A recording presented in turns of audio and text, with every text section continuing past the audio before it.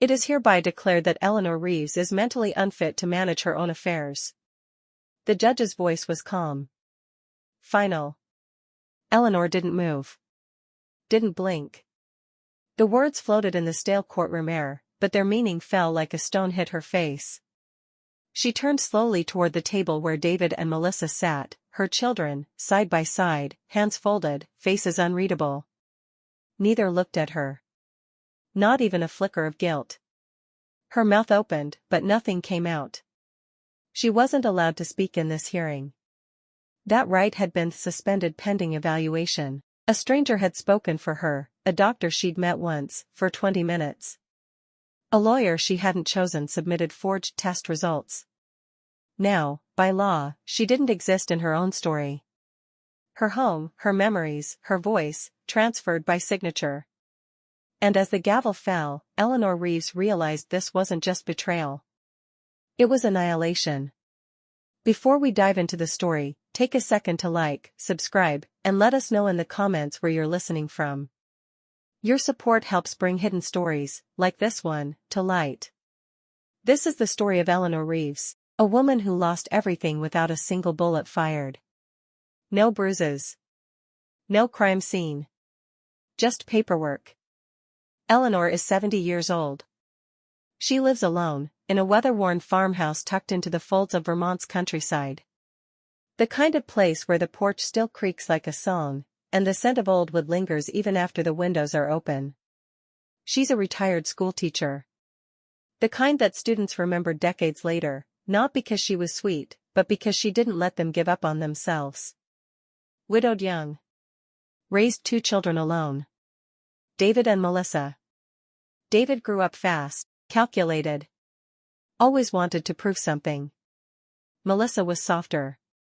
Artistic. Sensitive to moods and silences. Eleanor loved them with a kind of quiet devotion that didn't demand anything in return.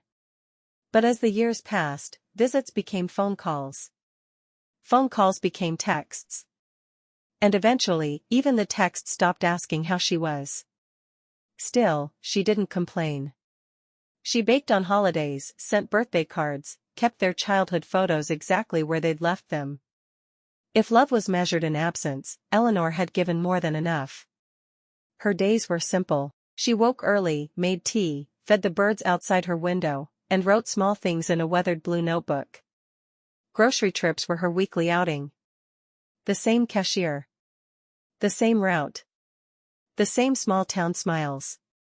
And though her body was slower, knees cracking, hands stiffer, her mind was still razor-sharp. She read everything. Listened to audiobooks at night. Kept up with the news. Even corrected the closed captions when they got the words wrong. There was nothing fragile about Eleanor. Until, one day, her children started treating her like she was. It began 3 months ago. Melissa was the first to reappear. It had been nearly 7 months since her last visit, Christmas, if you could call it that. She stayed an hour, brought a store-bought pie, scrolled her phone half the time, and left early, citing things with the kids. Now, suddenly, she was standing on Eleanor's porch in early spring. Arms full of groceries. Smiling in a way that didn't quite reach her eyes. "Oh Mom, you didn't tell me you were getting low on things," she said, brushing past Eleanor into the kitchen. Eleanor hadn't. She hadn't asked for anything. Melissa unloaded organic vegetables, almond milk, and herbal tea. Most of it things Eleanor didn't eat or recognize. It felt less like help, and more like a silent audit. Eleanor watched, uneasy. "Melissa, I'm still perfectly capable of shopping." "I know, Mom," she replied, far too quickly. "We just want to make sure you're okay. We've been talking." David showed up 2 days later. Not with groceries, but with questions. Casual at first. "How's the furnace holding up? Are you still driving at night? Did you ever get that medication sorted?" Then came the questions that had more gravity. "Do you have a will on file? Have you considered consolidating your accounts? Would you want help managing things, just to keep them organized?" Eleanor smiled politely. But inside, something old and instinctive stirred, the sensation of being cornered. She deflected. Shifted the conversation to her neighbor's new roof. To the deer that came by the back fence each morning. David wasn't really listening. He was scanning the room. Noticing unopened mail, the frayed edges of paperwork, the medication tray by the sink. She could feel him calculating. Then, as if by coincidence, David mentioned someone he wanted her to meet. Dr. Renner, he said. He's a friend, been doing elder wellness checks. Nothing official, just a good person to have eyes on things. That same week, Dr. Renner visited. He was in his early 50s. Polished. Clean-shaven. His words wrapped in kindness, his clipboard always at his side. He asked simple questions. What day is it? What's today's date? Who's the current president? Eleanor played along. She answered clearly. She even added details he didn't ask for, just to make a point. But the doctor didn't seem interested in her answers. He never made eye contact.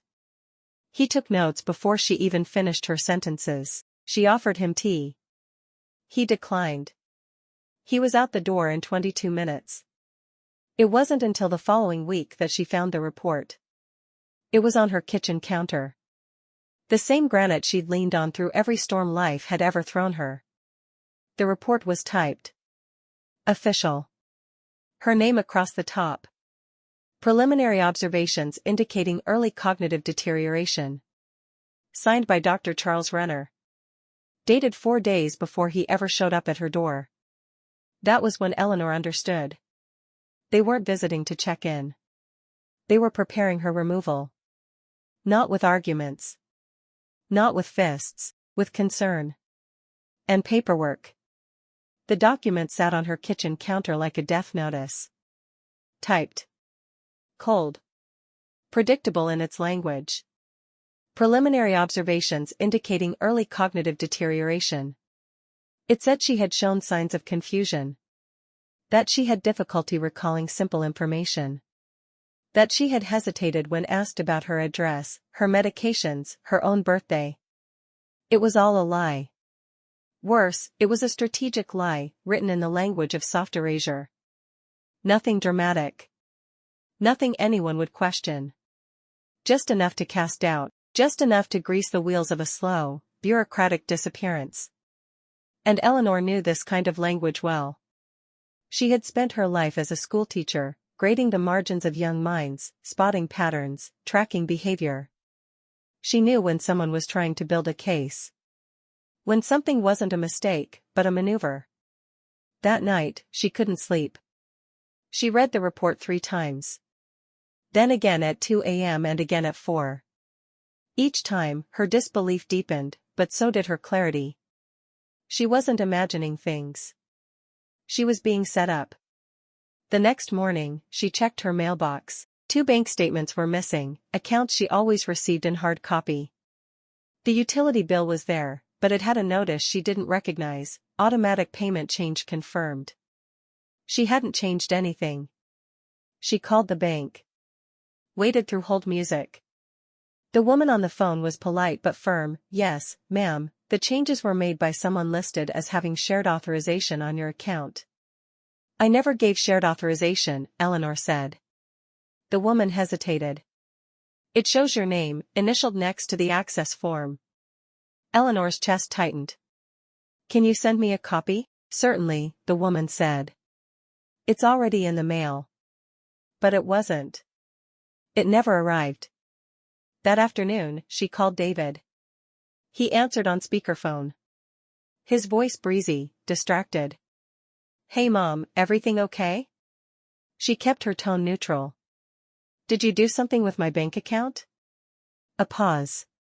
No, he said, too quickly. Why? They said someone with shared authorization changed the settings. Another pause. Maybe Melissa? We've just been trying to help organize things. I didn't ask for help. Come on, Mom. No one's accusing you of anything. We're just trying to keep things in order. Things can get messy fast, especially if something happens. Eleanor didn't respond. She felt her throat tighten, her hands suddenly colder. The conversation ended with an empty promise to look into it. She didn't believe a word. Later that week, Melissa stopped by again, unannounced. This time, she brought a binder. Inside, contact numbers for assisted living facilities, pamphlets for family transition services, blank legal forms. Just so we have options, Melissa said, sipping tea like they were planning a vacation. That's when Eleanor made a decision. She walked into her study, opened the second drawer of her old filing cabinet, and pulled out a cream-colored envelope. Inside was the contact card of Franklin Dale, a retired paralegal, old friend, and someone she hadn't spoken to in years. She called. "Franklin? It's Eleanor Reeves." "Eleanor?" His voice was a warm gust of memory. "God, it's been a decade. You okay?" She hesitated. Then, "No. And I don't know who else to trust." By the end of that call, Franklin had agreed to stop by the next day. "Bring everything you've got," he said. "Documents. Letters. Names. If something's wrong, we'll find it." Eleanor hung up and sat in the quiet. She stared at the binder Melissa had left. Neatly labeled tabs. Smiling photos of assisted living halls. Empty promises printed on glossy paper. And suddenly, she didn't feel confused. She felt clear. Clearer than she had in years. Franklin arrived the next afternoon just after 3, in his familiar navy windbreaker and with the same cautious gait he'd had since a hip surgery years ago.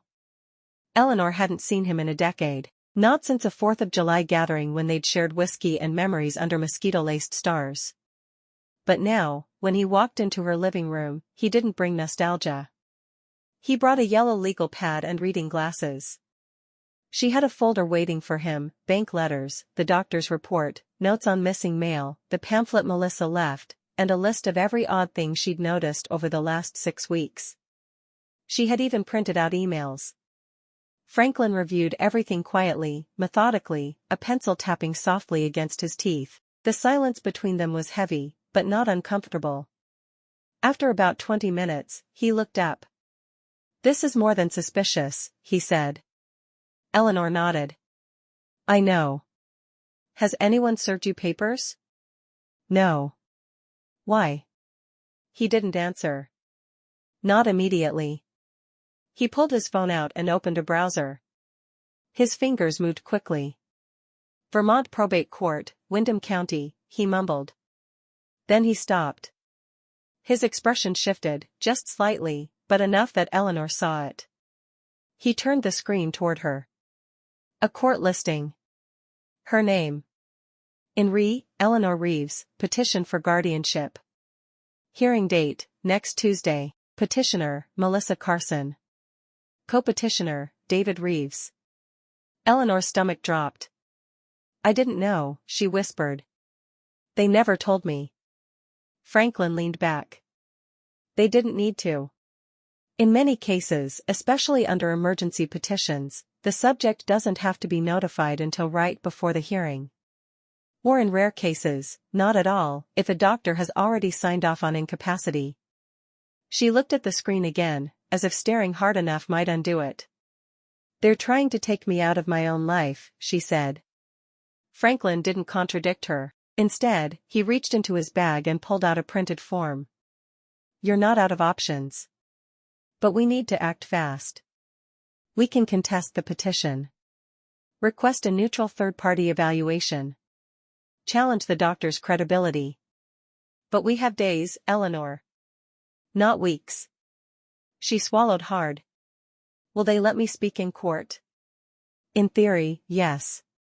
But if the petition includes medical certification of cognitive decline, the judge can waive testimony or appoint a guardian ad litem to speak on your behalf." She sat back on the couch, suddenly aware of how heavy her arms felt. "So even my voice can be taken away?" Franklin looked at her. "If we don't move, yes." He laid out next steps. They'd file an objection. Demand a competency hearing. Submit her clean medical records, if she could get a doctor she trusted to sign off. And most importantly, document everything. Eleanor didn't wait. That night, she dug through decades of files. She found the title to her home. Old letters to her children. A list of emergency contacts. She made 3 copies of everything and began writing a timeline from memory, every strange moment, every shift in tone, every missing envelope. The next morning, she booked an appointment with Dr. Leslie Hart, a physician she'd known for years, independent, cautious, ethical. Dr. Hart examined her thoroughly and told her, without hesitation, that her mind was clear. Sharp, even. She agreed to sign a letter affirming Eleanor's competence. It was exactly the proof Franklin needed. But it would never make it to court. 2 days later, the letter vanished from Eleanor's mailbox, replaced by silence. The letter from Dr. Hart was never found. Eleanor waited 3 days. Checked the mailbox every afternoon. Called the clinic. The receptionist confirmed it had been mailed, first class, with tracking. But the envelope never arrived. Franklin requested another copy. Dr. Hart agreed, but said she'd now been contacted by someone from the court. They told me the matter was already being reviewed by an appointed physician, she said, apologetic. I'm no longer considered relevant testimony. It was a clever move. Legal, even. If there was already a court-approved mental health evaluation on file, no matter how flawed, additional voices could be dismissed as conflicting or unnecessary. That's when Eleanor knew they weren't just getting ready to remove her. They were already doing it. The courthouse smelled like floor wax and dust. It was cold, not from the temperature, but from the absence of anyone who seemed to care why they were there. Eleanor walked in beside Franklin, her coat buttoned to the top, her hands tight around her notes. She wore lipstick that morning. Something about the act of applying it made her feel anchored.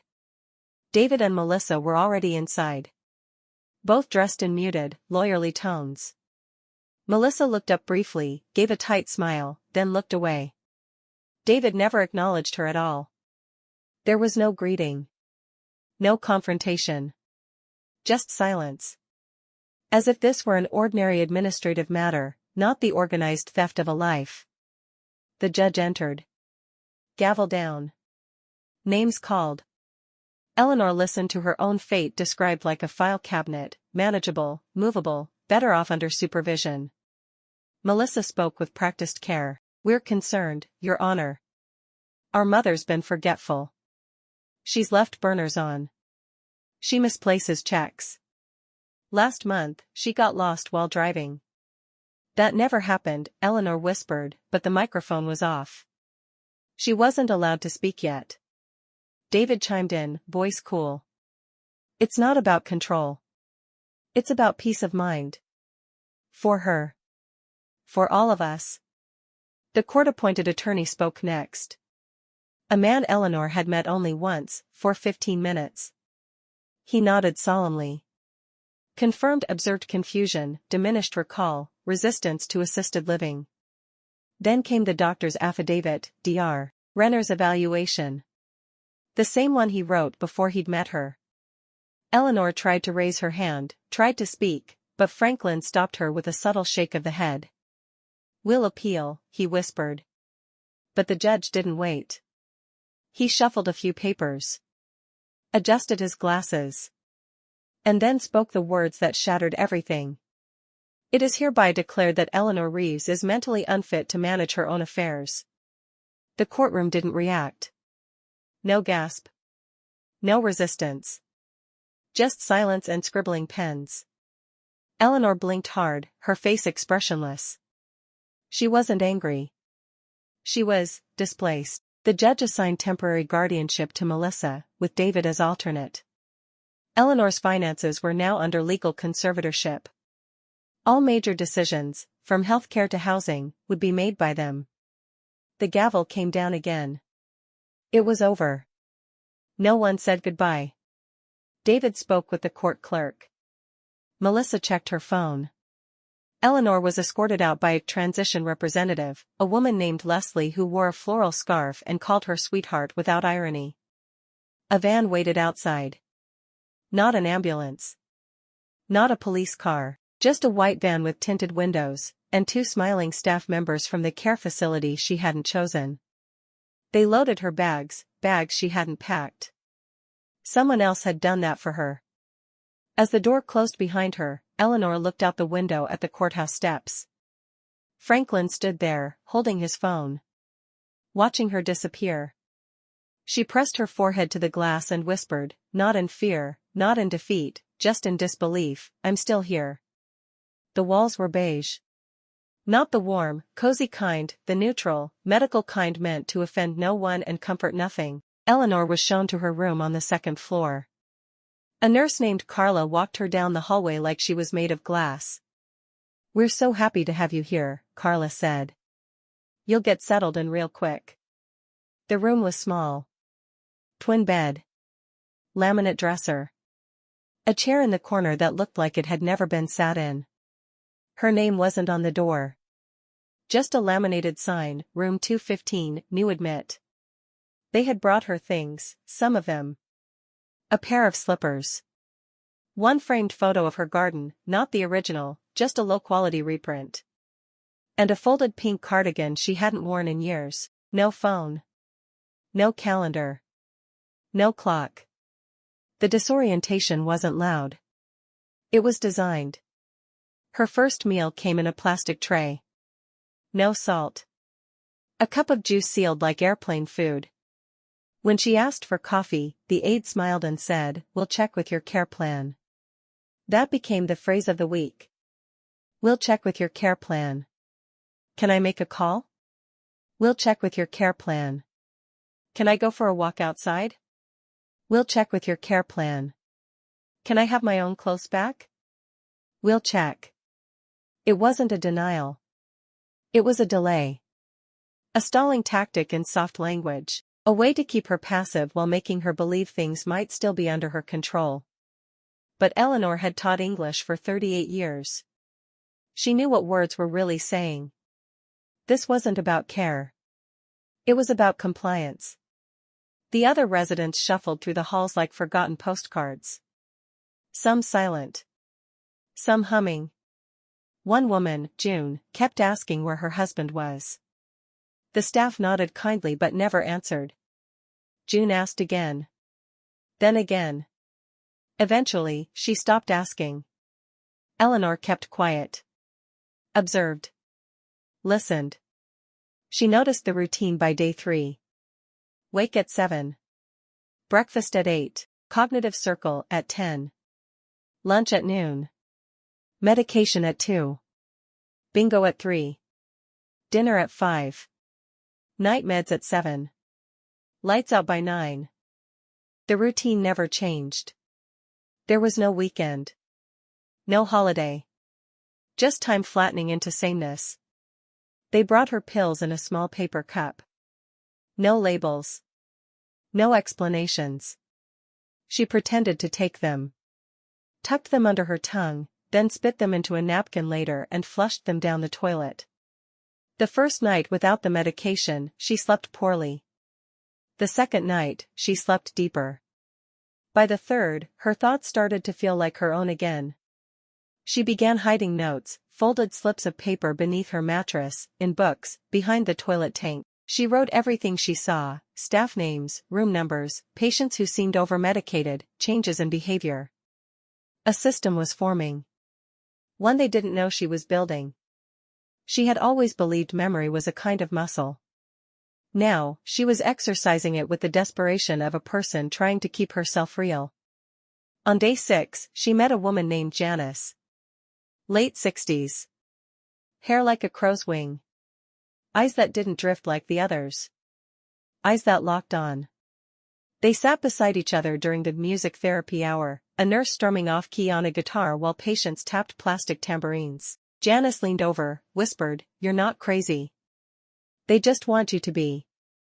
Eleanor looked at her, startled. Janice smirked. "Don't bother asking for a phone call. They keep you isolated until the paperwork's permanent." "How long have you been here?" Eleanor asked. "Long enough to stop counting," Janice replied. And just like that, Eleanor wasn't alone anymore. It started with a whisper. But within days, Janice became the closest thing Eleanor had to an ally, and maybe even, reluctantly, a friend. They weren't allowed to close their doors completely at night. For safety, the staff said. But that didn't stop Eleanor from inching hers just enough that Janice could slip in quietly after rounds. They spoke in code, barely above a murmur. Sat on the edge of the bed like girls in summer camp, trading secrets, but this wasn't a game. It was survival. Janice had once been a social worker in another state. Her downfall began with a stroke, minor, recoverable. But in her recovery window, her niece moved in to help. Within a month, Janice's finances were frozen, her home sold, and her independence wiped clean by a single notarized petition. She'd been in this facility for over a year, quietly labeled as non-compliant, paranoid, emotionally volatile. All because she wouldn't stop asking questions. "I tried contacting an attorney," she whispered one night. "Typed the letter on the back of my monthly activity calendar. Staff found it before it got mailed. They upped my meds after that." Eleanor was horrified. "That's illegal." "Not if you're legally incapacitated," Janice replied. That line stuck with Eleanor like a sliver under the skin. Over the next week, they began mapping the system from the inside. Janice knew the shift rotations. She had memorized the names of every nurse, aide, and administrator, including which ones could be bribed with silence and which ones had two jobs and didn't care. Eleanor documented staff behavior in her notebook: when meds were late, which residents were ignored, which ones were over-medicated until they stopped speaking. She wrote in shorthand. Then folded the notes into the lining of her slippers. They started hoarding materials: pens, tape, paper scraps from meal trays. On Thursday, Janice found a half-functional flip phone in a donation bin near the laundry room. They didn't know yet if it worked, but it felt like a lifeline. Eleanor showed Janice a name: Franklin Dale. "He's a friend," she said. "Retired paralegal. The only one who believes me. If we can contact him," Janice said, "we can get proof out." Eleanor nodded. "But how?" Every night after lights out, Eleanor replayed courtroom moments in her head. Her children's blank faces. The cold calm of the judge. The way she hadn't been allowed to say a single word in her own defense. That silence had been deafening. Now, she was learning to speak in different ways. She left a note behind the bookshelf in the common room. "Just 2 lines, they erased me. I remember everything. No one would find it, not right away. But if they did, she wanted them to know she hadn't gone quietly." Then came a small breakthrough. Janice convinced an overworked aide to let her borrow a staff phone to call a distant cousin. Instead, she dialed a number Eleanor had memorized decades ago. "Franklin." He answered on the second ring. "Eleanor?" he asked, instantly. She couldn't speak. Her throat locked. Janice took over. "Calm, quick. This is Janice. I'm calling on Eleanor's behalf. She's safe, for now.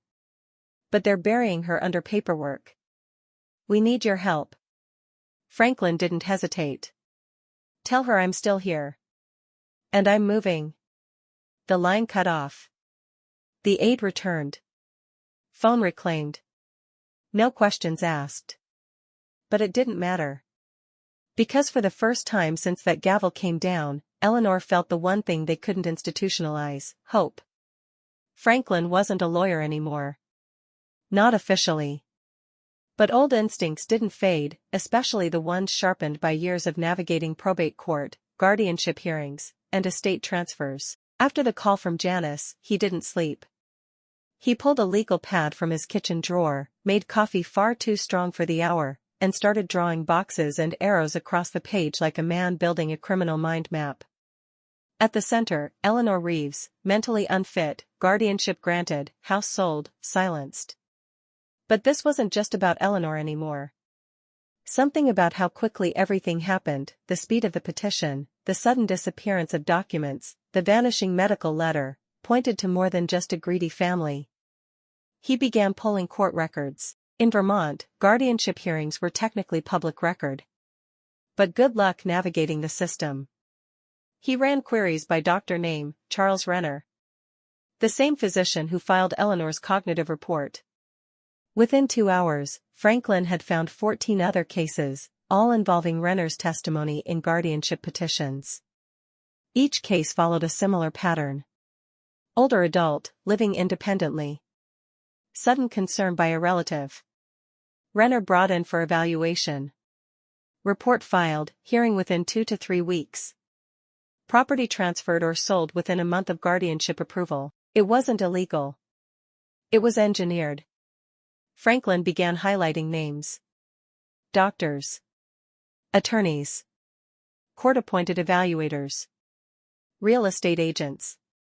Financial planners. He recognized 2 attorneys from his old days in family court, low-profile probate specialists who never made headlines, but handled millions in quiet asset transitions. They were cogs in a system that worked like a slow-moving machine. One signature at a time. One elder at a time. A machine that didn't need violence to steal a life, just access. He printed the names. Made copies, drove to the local paper first, but the editor passed. Too complicated. Too dry. So he called a friend of his daughter's, a young freelance journalist named Maddie Ortiz, who had covered stories on medical fraud and state corruption. Maddie met him at a diner the next morning. Mid-30s. Sharp eyes. Tape recorder already rolling. She listened. Took notes. Then said, "This isn't an article. This is a pattern. And patterns mean systems." Franklin slid a folder across the table. "These are just the ones I could find in one night." She opened it. Paused. "This doctor again?" She pointed to Renner's name. Again. And again. And again. Maddie leaned back in her seat. How did no one catch this? Franklin looked her dead in the eye. Because it doesn't look like theft. It looks like care. That night, Franklin sat at his desk surrounded by paper. At the center of his desk was a photo of Eleanor from years ago, holding a pie at a community potluck, smiling with tired pride. Not confused. Not diminished. Not anything close to unfit.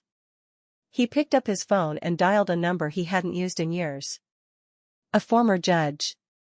Retired. Someone who might be willing to confirm whether this network was known, and quietly ignored. He got voicemail. Still, Franklin left a message. "I'm looking into a line of guardianship abuse. It's coordinated. It's ugly. And one of the victims is someone I care about. If you know something, now's the time." He hung up. Exhaled. Somewhere out there, Eleanor was keeping herself sharp. Inside a system designed to dull her. Franklin wasn't a young man. But he'd walked into courtrooms with less than this.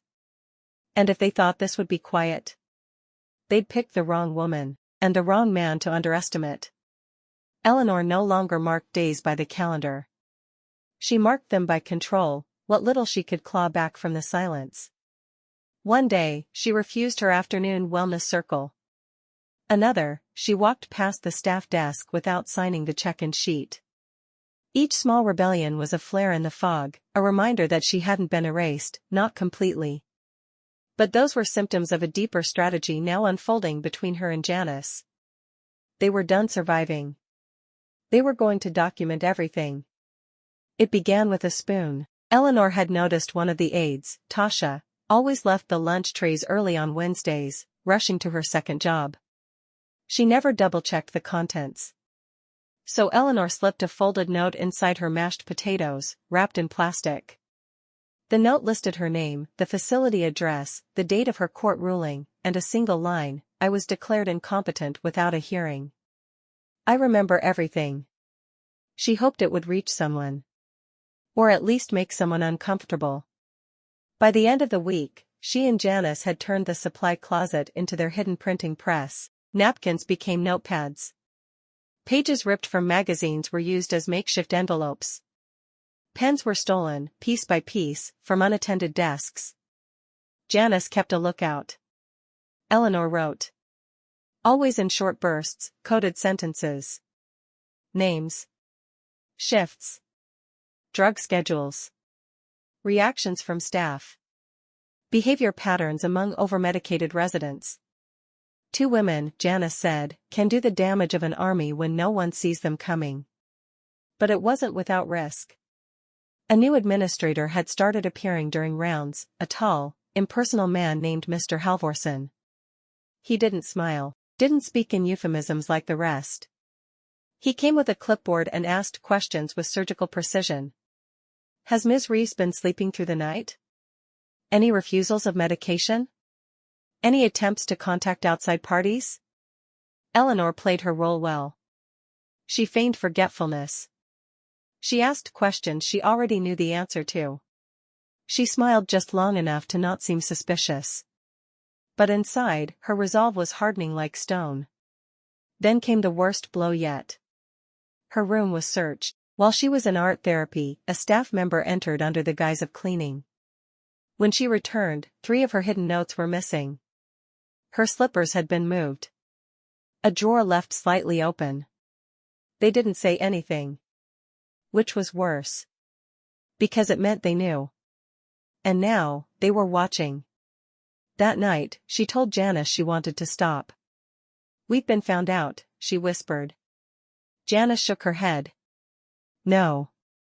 They're just afraid. That means we're doing it right.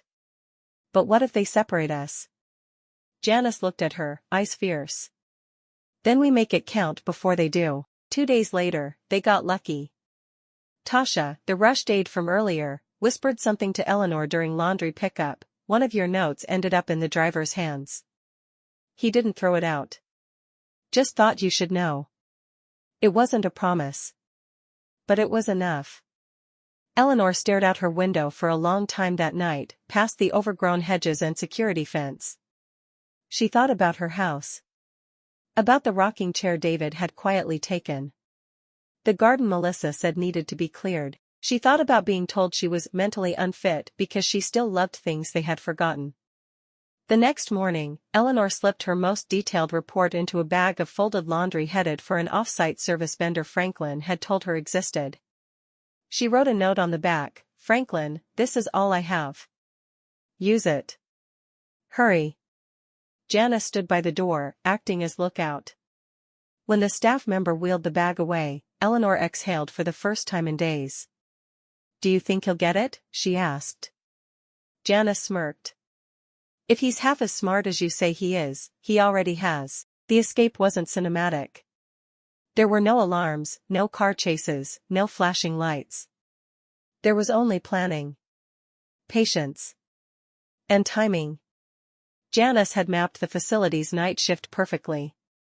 Tuesdays and Thursdays, the skeleton crew was thinnest, only 2 nurses on duty between 2 and 4 a.m. and one often took a nap in the staff lounge with the door slightly ajar.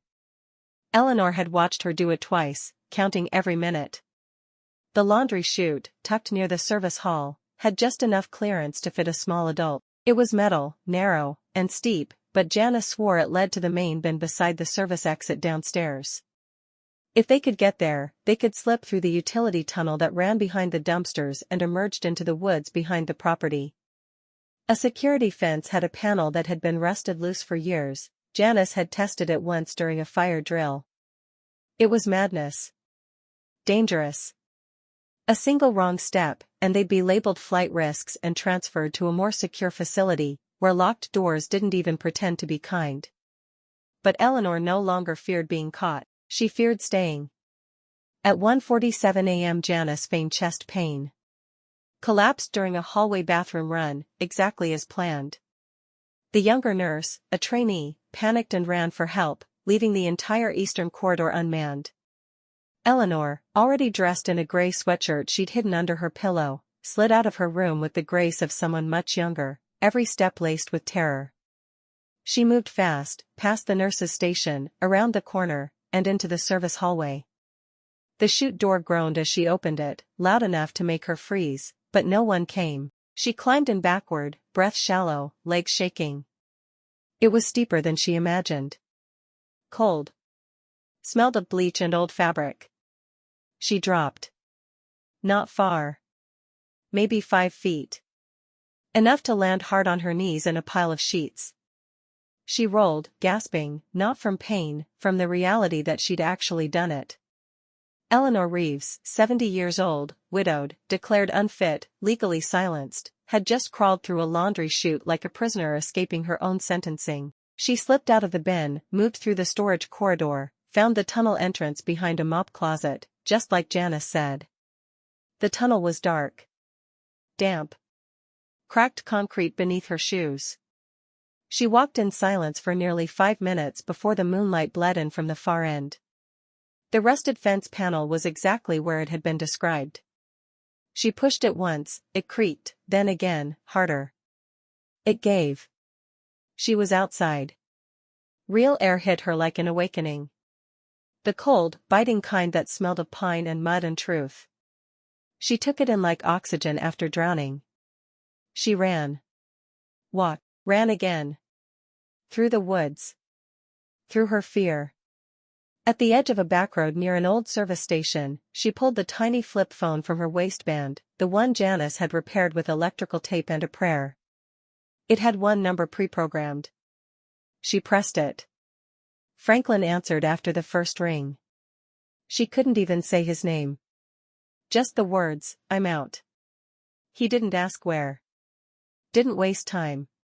He said, "Stay put. I'm coming." She dropped the phone. Fell to her knees beside the guardrail. Her hands shook. Not from exhaustion, not from cold, from the realization that for the first time in weeks, she was free. Not safe. Not secure. But free enough to fight back. And that, Eleanor knew, was enough to begin again. Franklin arrived 23 minutes after Eleanor made the call. He didn't pull up in a hurry. No screeching brakes or headlights swinging wide. He simply coasted up to the side of the road like he always did, calm, deliberate, in control. The moment he saw her, kneeling beside the guardrail in that oversized gray sweatshirt, his heart cracked. He didn't speak. He just knelt beside her, wrapped his coat around her shoulders, and let her sob into the fabric without asking for explanations. When she finally looked up, her eyes were red but steady.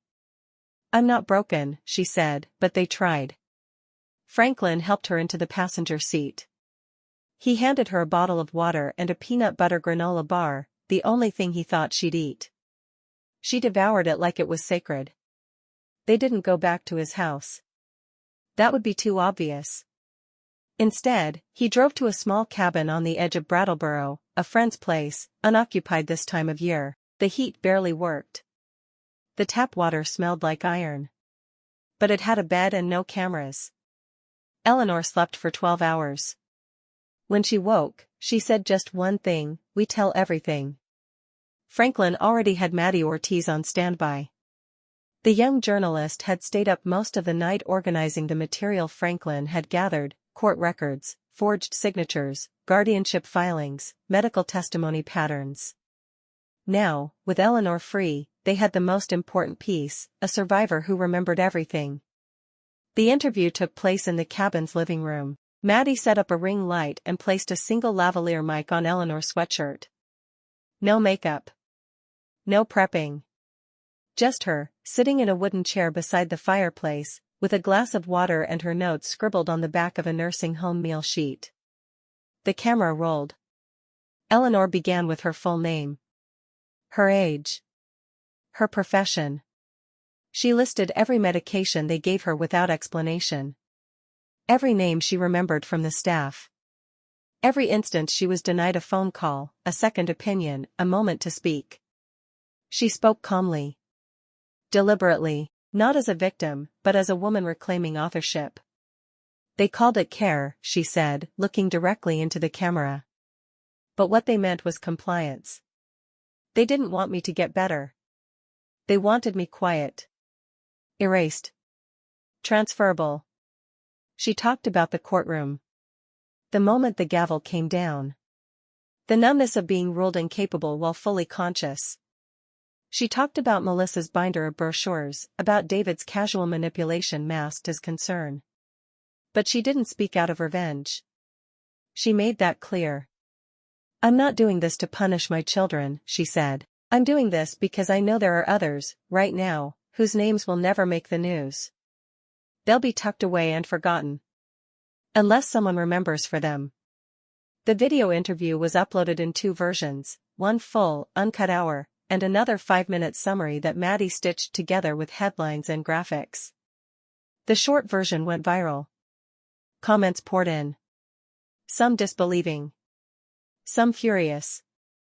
Most heartbreakingly familiar. "This happened to my grandmother. They said my dad had dementia, but he was just grieving. My aunt was gone in 2 weeks, we never saw her again." The full version made its way into elder rights groups. Legal advocates. Politicians. Within 48 hours, 3 Vermont state representatives had called for a review of the probate guardianship system. By day 3, Franklin received a subpoena to testify. By day 5, David's law license was suspended. And Melissa? She disappeared from public view. No interviews. No statements. Only silence.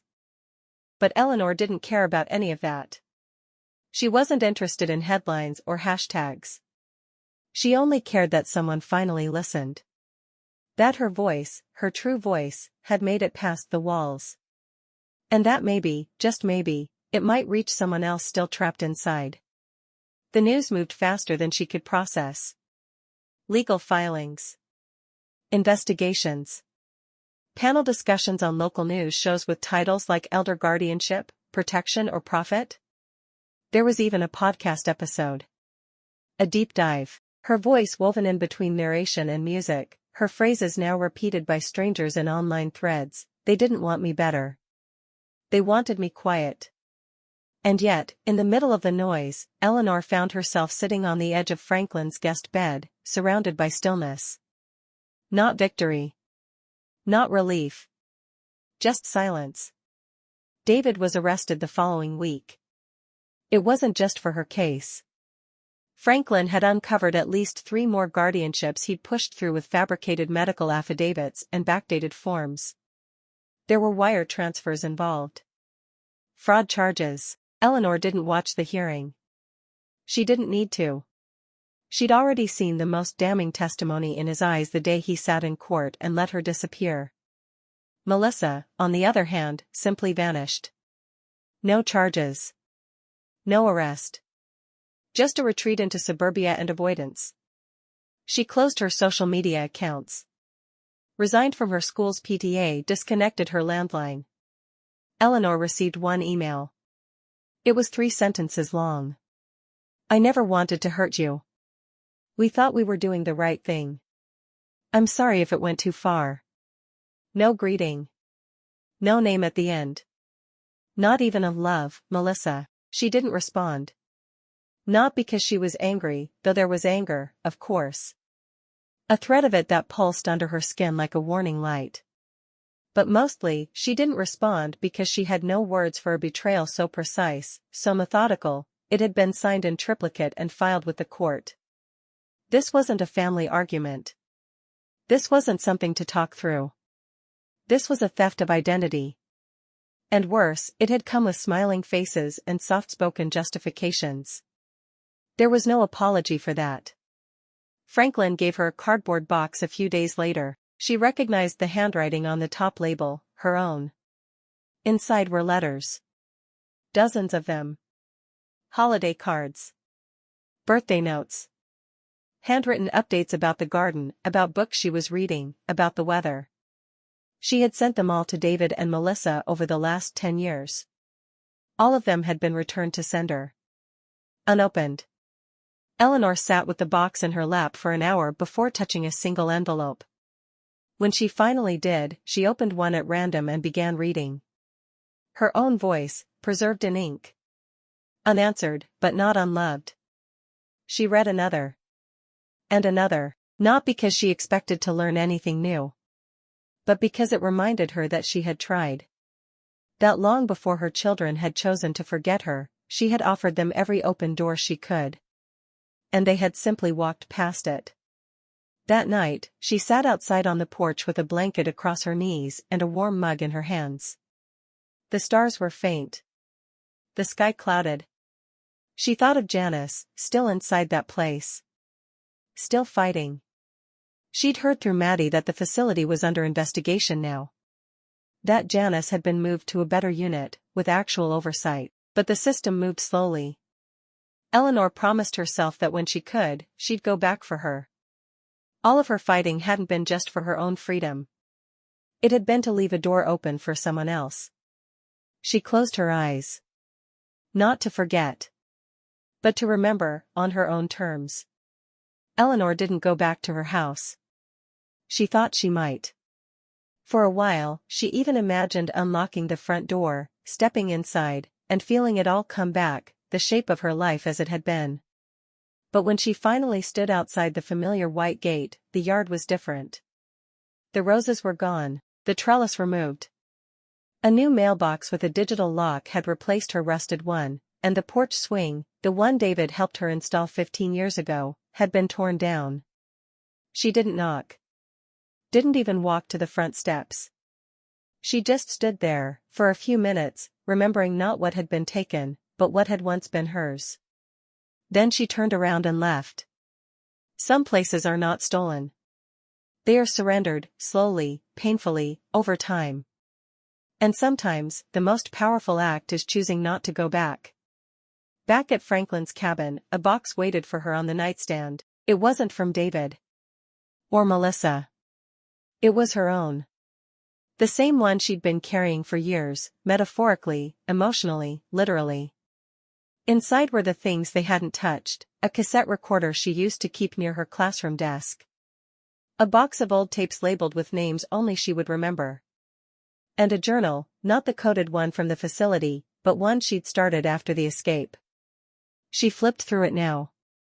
Pages of thoughts, memories, sentences that didn't need to be understood by anyone but her. Then she picked up the recorder. Set it gently on the table beside her, pressed record. And began to speak. Not for court. Not for Franklin. Not for her children, or the press, or even Maddie. But for herself. My name is Eleanor Reeves. I am 70 years old.